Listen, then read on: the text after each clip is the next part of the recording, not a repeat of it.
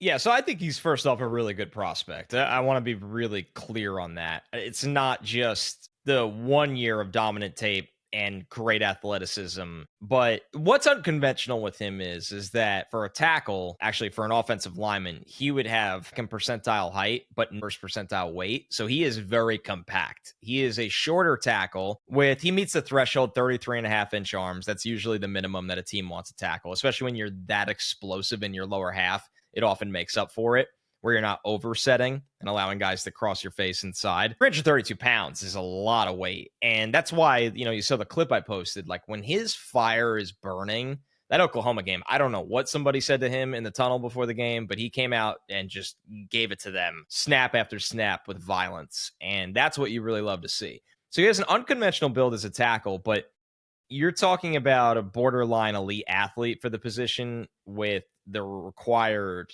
I think, demeanor.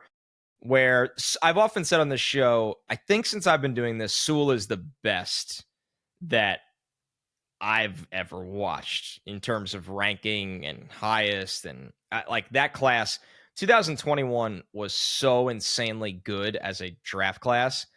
And I think I had Sewell. I think Sewell was my number one player. I need to actually double check that, but I'm pretty sure Sewell was my number one overall or number two overall player. That class was so loaded. So that's different than when I had Icky the year after because that class wasn't as good, as much as I really liked Icky. You look at 2023, I'd probably have Paris Johnson over Membou, but that's it. And then you look at last year, I'd have Alt and Fashanu over Membou. Latham went higher than I had him ranked. I liked Fuanga a lot. I'd probably compare him pretty similar to Fuanga. That brawler build can really, really bury people in the run game.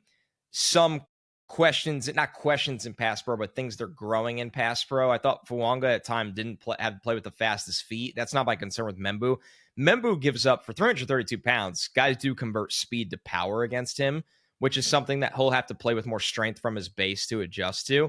So yeah, he's not a fail-proof perfect prospect. And in a draft that's a little thin right now, a guy like that gets pushed up the board because he is one of the better prospects in the draft overall. So, I mean, he's totally viable to take at 7. It kind of makes you sit there and go, why wouldn't New England take him at 4?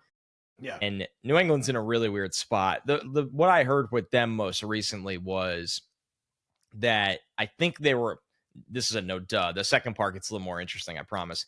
The no duh part was they were hoping one of the best players in the draft